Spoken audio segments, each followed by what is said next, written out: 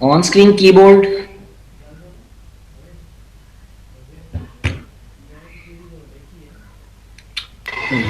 Sir समझ आ गया, वो इक्वली सारी स्पेस सबको इक्वल मिल जाएगी। मैं एक दफा करके दिखा देता हूँ फिर भी।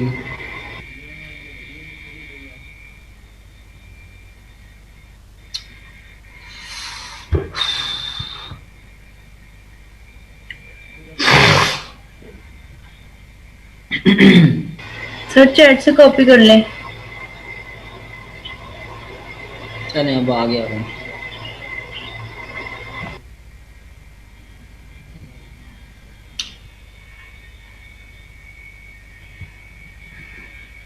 Control C. ओके, यहाँ पे आपने क्या प्रोवाइड कर दिया जी? कंट्रोल वी कर दिया जी। ओके, आप साइड पे हो जाए। तो अब आप चेक करें तो उसने क्या किया है जी? सारे जितने भी आपके व्यूज है उसको क्या कर दिया है जी? इक्वली जो है वो एक्सपेंड कर दिया है। तो अब इस तरह से आप जो है वो स्ट्रेच कॉलम की प्रॉपर्टी जो है वो यहाँ पे यूज कर सकते हैं जी। ठीक हो गया। अब यहाँ पे फॉर एग्जांपल अगर आप दूसरी रो लगाना चाह रहे हैं तो दूसरी रो के लिए आप दोबारा से टेबल रो का एट्रीब्यूट यूज करेंगे और उसके बाद उसके अंदर जो है वो आप व्यूज प्लेस कर रहे हो। एक चीज यहाँ पे याद रखनी है, मैं फॉर एग्जांपल क्या करता हूँ, इसी टेबल रो को कॉपी करता हूँ जी।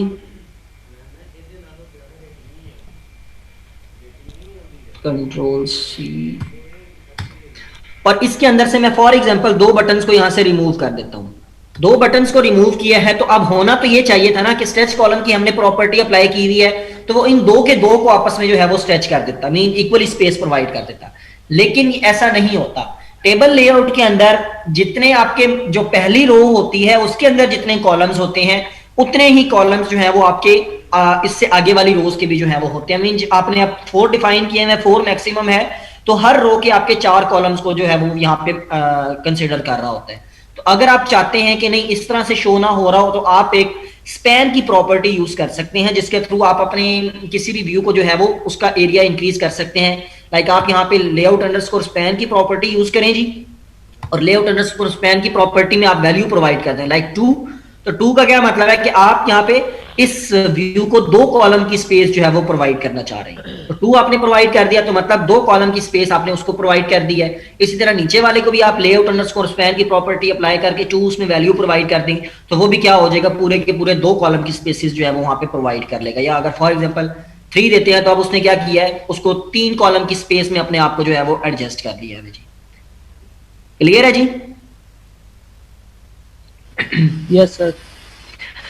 ओके, टेबल लेआउट को खत्म करते हैं जी। इसके बाद हमारा जो लेआउट है वो है जी ग्रिड लेआउट। मैं यहां से इसको टेबल लेआउट को ग्रिड लेआउट में चेंज करता हूं जी। ओके, ग्रिड लेआउट हो गया जी। अब ग्रिड लेआउट भी आपका जो वर्किंग करता है वो भी यहाँ पे आपका जो इसी की फॉर्म में वर्किंग परफॉर्म करता है जो आपका टेबल लेआउट होता है। जी अहमद बच्चे। सर हमने ये तो देख लिया कि जब को दो कॉलम हमने एक सेल बनाना होता है तब उसके लिए क्या करते हैं, अगर हमने दो रोज का एक सेल बनाना हो जैसे एचटीएमएल में नहीं हम करते रहे रो स्पैन और कॉल स्पैन, ठीक है, इसके अंदर देख लिया तो यहाँ रो पे वो स्पैन कैसे प्रॉपर्टी आई करेंगे? थिंक यूज नहीं होती है। Just a minute, check verify कर लेते हैं। कंट्रोल जी। ओके, चेक कर लेते हैं एक दफा फिर भी। रो स्पैन की प्रॉपर्टी यहाँ पे यूज नहीं होती है क्योंकि यहाँ पे देखें ना लेआउट स्पैन की प्रॉपर्टी जो यूज किया, अगर कॉलम स्पैन की होती तो वो यहाँ पे कॉल स्पैन की प्रॉपर्टी यूज हो कर रहा होता। स्पैन की प्रॉपर्टी को देख लेते हैं जी एक दफा फिर भी। नहीं जी, आप वो प्रॉपर्टी यहाँ पे अप्लाई नहीं कर सकते हैं। तो उसका फिर अल्टरनेट क्या होगा इधर? फिलहाल तो मुझे नहीं आइडिया, मैं देख के आपको बता सकता हूँ। मेरा ख्याल तो यहाँ पे आपने ऐसा कोई देखा तो नहीं होगा कि उसने दो जब जो है वो एरियाज उसने कवर किए हुए हैं, मतलब 2 रोज के अंदर कंसिडर किया हो। सर नहीं, कोई टेबल बनाना ही पड़ जाता है ऐसे का, कोई सिनेरियो आ जाता है। मैं देख के बता सकता हूँ जी, अभी फिलहाल मेरे जहन में नहीं है उस वो प्रॉपर्टी। Okay sir. ठीक है जी। ओके, ग्रिड लेआउट की तरफ चलते हैं जी। ओके, यहाँ से सारे को रिमूव किया जी और यहाँ से हमने क्या किया जी, ग्रिड लेआउट कर दिया। ओके, अब ग्रिड लेआउट के अंदर भी आप एक्चुअली जो काम हो रहा होता है वो बेसिकली टेबल लेआउट की तरह ही हो रहा होता है। लेकिन इसके अंदर क्या होता है कि यहाँ पे आपको पहले से बताना पड़ता है कि आप यहाँ पे कितनी नंबर ऑफ रोज बनाना चाह रहे हैं। मीन ग्रिड लेआउट के अंदर जो बेसिक वर्किंग है वो ये होती है कि आप अपने स्क्रीन के एरिया को मल्टीपल जो सेक्शंस होते हैं उनमें डिवाइड कर देते हैं। वो कितने सेक्शंस में डिवाइड होगी आपकी स्क्रीन, आपको वो पहले से बताना पड़ता है। तो उसके लिए दो प्रॉपर्टीज यूज होती हैं, एक रो काउंट की प्रॉपर्टी यूज होती है। रो काउंट आपको बताना पड़ता है कि हम अपने एरिया को कितने जो स्क्रीन को कितने सेक्शन में मीन रोज के हिसाब से मैनेज करना चाह रहे हैं। लाइक फॉर एग्जांपल मैं यहाँ पे 4 प्रोवाइड कर देता हूँ। और दूसरा आपको बताना पड़ता है, कॉलम्स भी बताने पड़ते हैं कि कॉलम काउंट कितना होगा। तो यहाँ पे आपको ये दो रिक्वायर्ड एट्रीब्यूट आपको लाजमी देने हैं जी ग्रिड लेआउट के अंदर। तो यहाँ पे फॉर एग्जांपल इसको भी मैं 4 कर देता हूँ।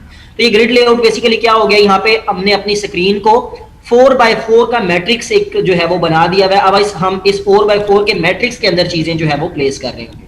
लाइक मैं फॉर एग्जांपल जल्दी थोड़ा सा काम करते हैं जी, डिजाइन व्यू में जाते हैं जी, बटन को ड्रैग किया, अब ड्रॉप किया, यहाँ पे पहला कॉलम में ड्रॉप हो गया जी। अब देखिए वो आपको कॉलम शो कर रहा है। कॉलम शो करने का क्या मतलब है कि अब ये जो बटन आपने ड्रॉप किया, ये कहाँ पे ड्रॉप हुआ है, पहले वाली रो के पहले वाले कॉलम के ऊपर जाके जो है वो ड्रॉप हुआ है। दोबारा इसको ड्रैग करें जी, दूसरे वाले के अंदर करें जी। अब उसने क्या कर दिया है, पहले दूसरे वाली रो का दूसरे वाला जो है वो कॉलम के ऊपर अप्लाई किया है। मैं फॉर एग्जांपल इसको उठा के यहाँ पे करता हूँ, तो अब क्या हुआ है, अब यही वाले बटन को हमने कहाँ पे प्लेस कर दिया है, दूसरी वाली रो के पहले वाली लोकेशन के ऊपर जो है वो एडजस्टमेंट कर दी है। फॉर एग्जांपल मैं इसको दोबारा से यहाँ पे लाके कहीं पे अटैच करता हूँ जी। ओके, ये यहाँ पे अटैच हो गया जी। मतलब अब हमने क्या किया है, दूसरे वाली रो में दो व्यूज जो है वो प्लेस कर दी है। स्प्लिट व्यू के अंदर जाके चेंजिंग देखते हैं जरा।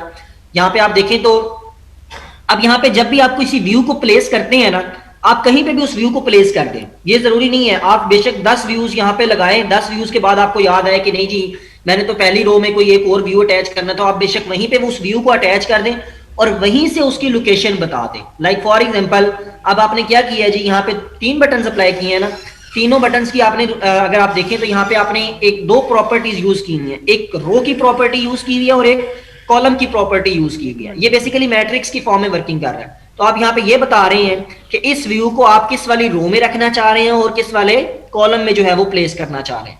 तो रो में अगर मैं पहले वाले बटन के ऊपर आऊं तो पहले वाले बटन में आपने क्या प्रॉपर्टी अप्लाई की है कि इसकी लोकेशन क्या होगी, लेआउट अंडरस्कोर रो का मतलब है कि पहले वाली रो कैसे प्रोवाइड करते हैं, उसकी इंडेक्सिंग 0 से स्टार्ट होती है, मैंने आपको पहले बता दिया है। तो यहाँ पे आपने 0 का मतलब है कि पहले वाली रो है और कॉलम भी 0 है, तो इसका मतलब है पहले वाले कॉलम में के अंदर इस व्यू ने जो है वो प्लेस होना है।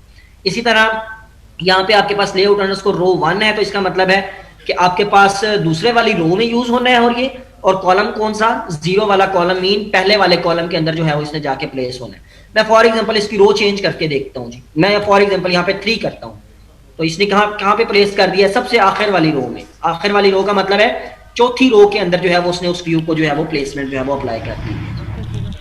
क्लियर है बच्चे यहाँ तक? Yes sir. Yes sir. Yes sir. Sir अगर हम एक सेल के अंदर 2 व्यू प्लेस कर सकते हैं, मतलब कि एक मुझे लोकेशन। आपकी आवाज नहीं आ रही बच्चे, थोड़ा ऊंचा बोलें। सर हम एक बॉक्स के अंदर 2 व्यू प्लेस कर सकते हैं, एक ही वो फिर लोकेशन पे 2 ओवरराइड बटन। हो जाते हैं जी, नजर नहीं आते,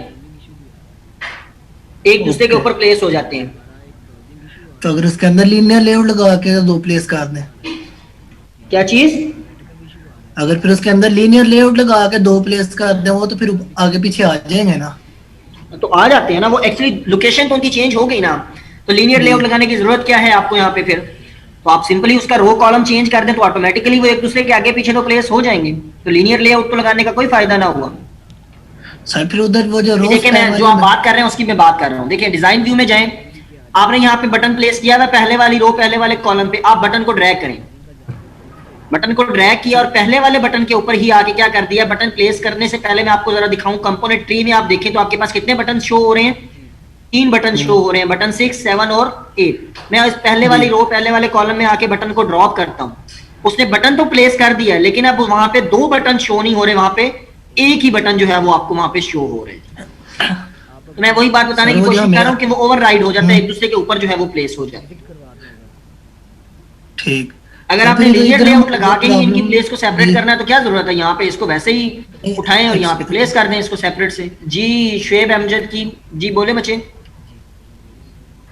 जी सर, वो ये पूछना था, यानी कि जैसे आप कह रहे हैं कि वो दूसरा बटन नीचे वाला शो नहीं होगा, अगर हम लास्ट पे भी एक बटन लेते हैं और जो एक बटन है ना उसे 4 की लोकेशन ऑक्युपाई करते हैं, तो उसका इफेक्ट क्या होगा? ओवरराइड होगा कि शो क्वेश्चन रिपीट होएगा? कीजिएगा बच्चे। सर ये जो हमने फर्स्ट रो में एक टू मिनट रोज बच्चे, हैं, दो मैं बटन जरा लिए ना हुए हैं। विंडो क्लोज कर रहा हूँ। जी बच्चे अब बोले। सर मैं पूछ रहा था कि हमारे पास दो बटन है फर्स्ट जी वाली जी लाइन में, जी। तो अगर वन वाला जो बटन है हम उसे 4 की लोकेशन ऑक्युपाई करने के लिए कहते हैं, और लास्ट बटन इससे ओवरराइड होगा कि शो होगा लास्ट पे? मुझे यहाँ पे बताएंगे ना कि करना क्या है? मुझे आपकी क्वेश्चन की समझ नहीं आई, जो आपने ये 4 वाले पे प्लेस करने की बात की है ना, मुझे बताएं आप क्या कह रहे हैं? यहाँ पे प्लेस करने की बात कर रहे हैं? यस सर, इसे यहाँ प्लेस करें और जो पहले वाला बटन है ना उसे 4 बटन की लोकेशन ऑक्युपाई करने से क्या इफेक्ट होगा? वो ओवरराइट होएगा? यहाँ पे सर ये जो फर्स्ट वाला बटन है ना, इसे फर्स्ट लाइन में ही 4 की लोकेशन ऑक्युपाई करने को कह दें, यानी कि स्पेन